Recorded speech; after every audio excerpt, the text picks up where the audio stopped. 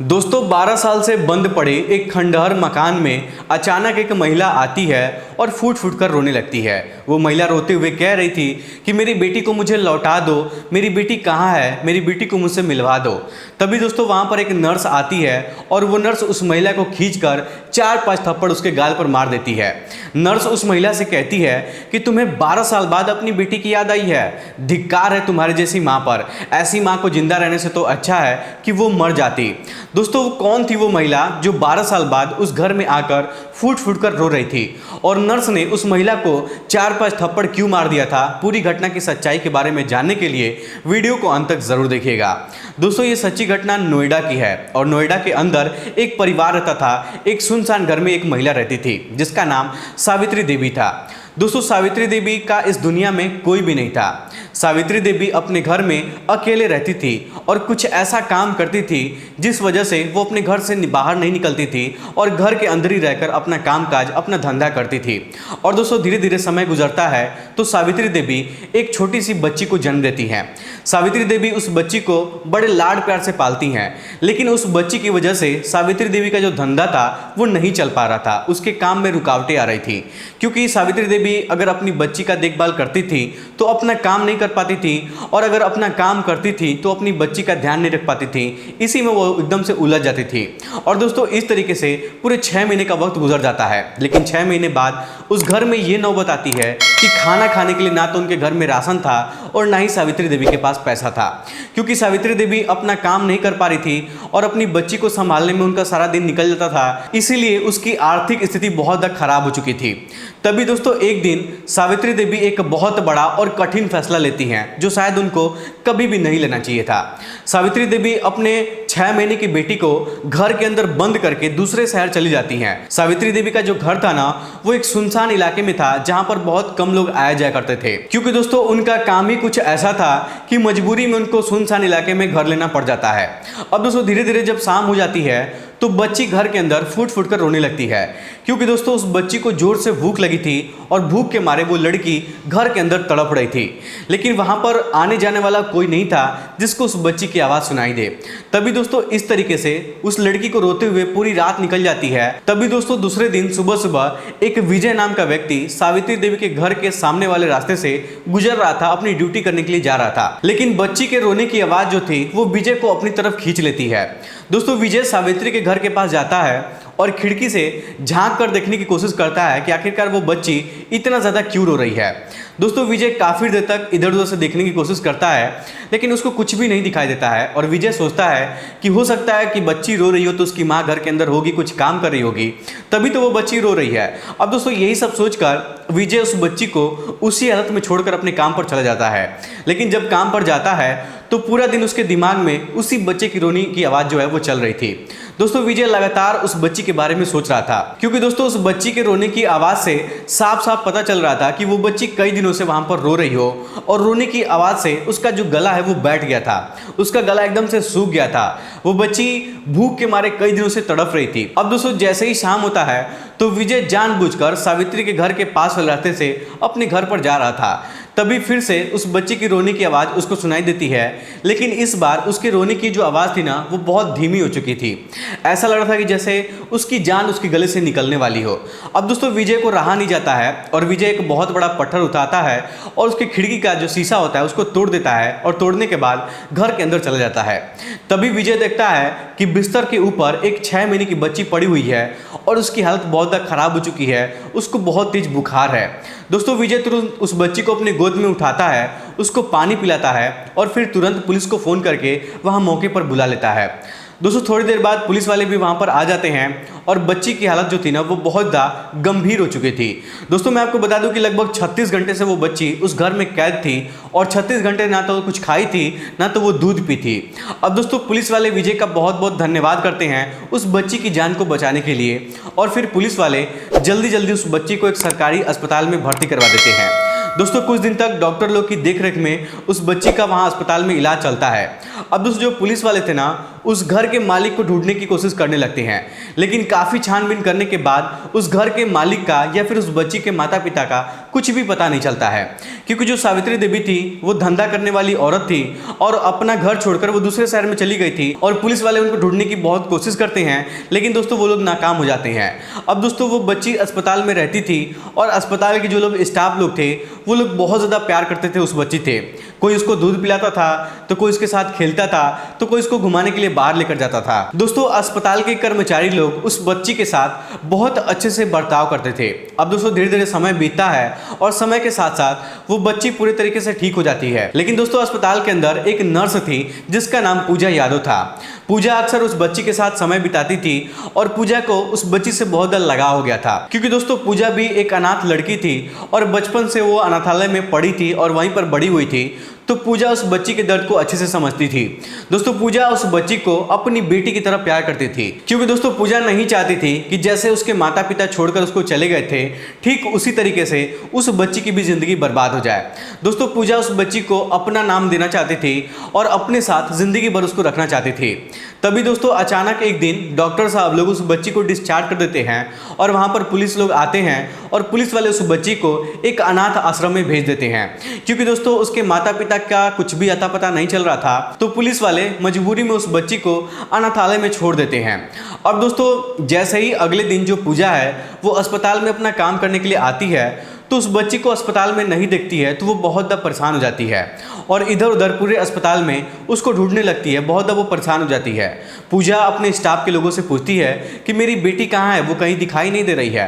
तब दोस्तों स्टाफ के लोग कहते हैं कि तुम्हारी कौन सी बेटी है, तुम्हारी तो अभी शादी भी नहीं हुई है, तो तुम्हारी कौन सी बेटी है। तब दोस्तों पूजा कहती है कि अरे मैं उस बेटी की बात कर रही हूँ जो हमारे साथ रहती थी, जिसका अस्पताल में इलाज चल रहा था, मैं उसकी बात कर रही हूँ। अब दोस्तों अस्पताल के स्टाफ लोग कहते हैं कि उस बच्ची को यहाँ से डिस्चार्ज कर दिया गया है और पुलिस वाले आए थे और वो लेकर उसको अनाथ आश्रम में चले गए हैं और अनाथ आश्रम में उसको छोड़ दिए हैं।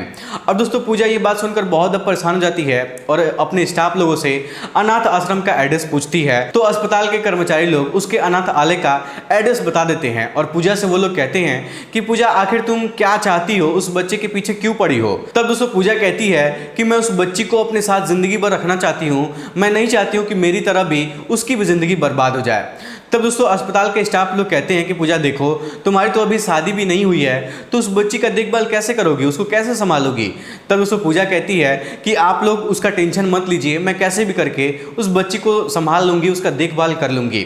अब दोस्तों इस तरीके से पूजा अपने अस्पताल से वहाँ से निकलती है और अनाथालय में चली जाती है। जब वहाँ पर पहुँचती है तो वहाँ जाने के बाद अनाथ आश्रम के कुछ लोगों से बातचीत करती है और उस बच्ची को गोद ले लेती है।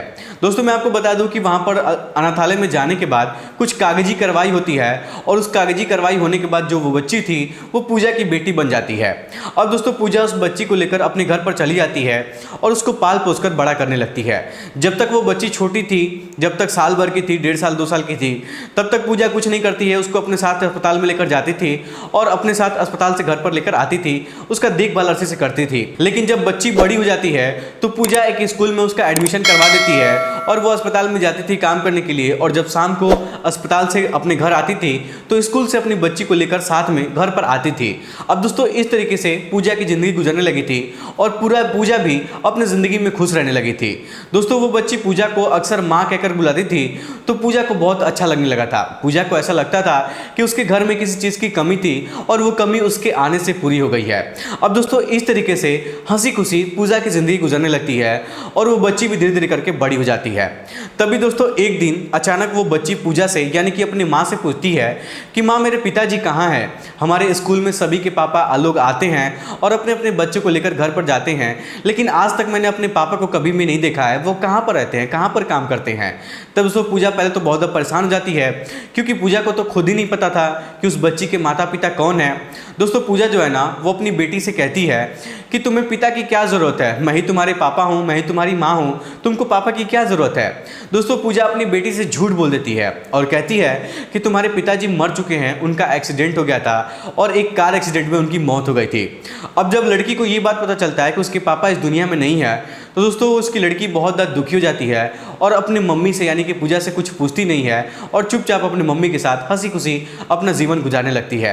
लेकिन दोस्तों पूजा सोचती है कि अभी तो बच्ची छोटी है तो मैं कुछ भी कहकर इसको बहला फुसला दूंगी, लेकिन जब बच्ची बड़ी होगी तो कभी ना कभी तो उसको सच्चाई के बारे में बताना ही पड़ेगा कि इसके माता पिता कौन है। जब बड़ी होगी तो उसको कुछ ना कुछ पता लग जाएगा। अब दोस्तों यही वजह था कि पूजा उस बच्ची के माँ और उसके पापा के बारे में जानकारी निकालने लगती है और उनको ढूंढने लगती है। पूजा पुलिस वालों के पास जाती है और पुलिस वालों से कहती है कि सर मैं जिस बच्ची को गोद ली हूँ उस बच्ची के माता पिता कौन है, मुझे उनके बारे में जानना है, क्योंकि वो बच्ची अक्सर अपने पापा से मिलने के लिए मुझसे बोलती है। तो दोस्तों जो पुलिस वाले लोग थे ना, वो लोग उस बच्ची के माता पिता को ढूंढने की बहुत कोशिश किए थे, लेकिन उन लोग को भी पता नहीं चला था कि उसके माता पिता कौन है।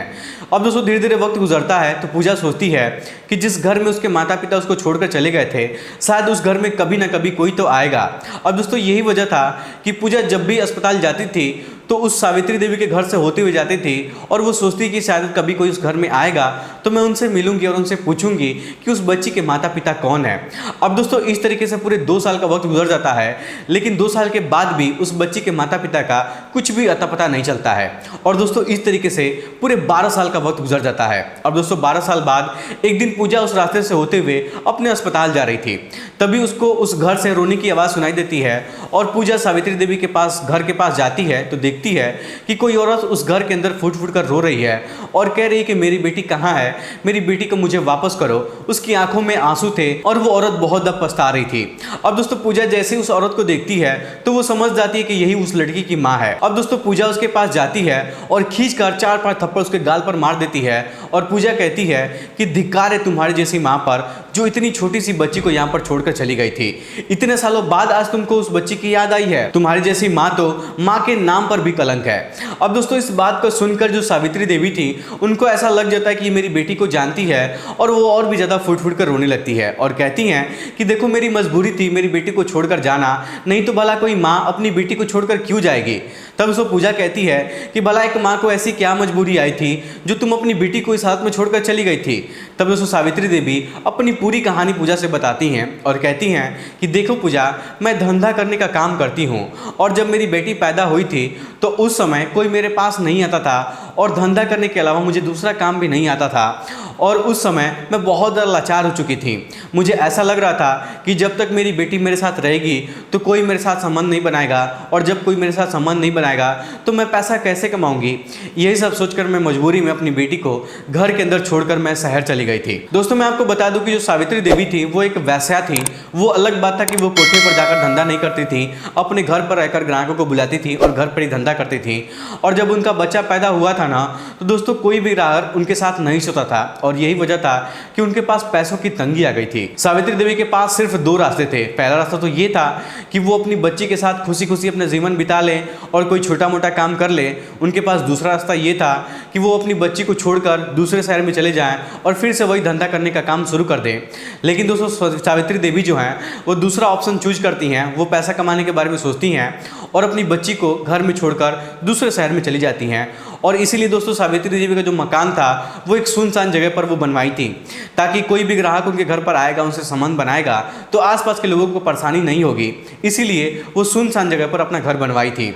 अब दोस्तों इस बात को सुनकर पूजा और भी ज़्यादा परेशान हो जाती है और हैरान हो जाती है। पूजा सावित्री देवी से कहती है कि अगर ऐसी बात थी तो तुम भीख मांग लेती और भीख मांगकर अपनी बच्ची का पालन पोषण कर लेती, लेकिन देखो तुमको भगवान कभी भी माफ़ नहीं करेंगे। मेरा तो मन कर रहा है कि मैं अभी पुलिस को बुलाकर तुमको पुलिस के हवाले कर दूं, क्योंकि तुमने जो काम किया है वो माफ़ी के लायक नहीं है। लेकिन मैं अपनी बेटी के लिए तुमको माफ़ कर दे रहा हूँ और आइंदा जीवन में तुम ऐसी गलती कभी भी मत करना। तभी दोस्तों पूजा कहती कि देखो मैं तुमको 12 सालों से ढूंढ रही थी और इस साल का मैं काफ़ी दिन से इंतज़ार कर रही थी। मैं तुमको इसलिए ढूंढ रही थी क्योंकि मुझे तुमसे कुछ सवाल पूछना था और मैं जानना चाहती थी कि मेरी बेटी के पापा कौन है, क्योंकि मेरी बेटी अक्सर हमेशा मुझे पूछा करती है कि मेरे पापा कौन है और मैं उसको चाह कर भी कुछ जवाब नहीं दे पाती हूँ।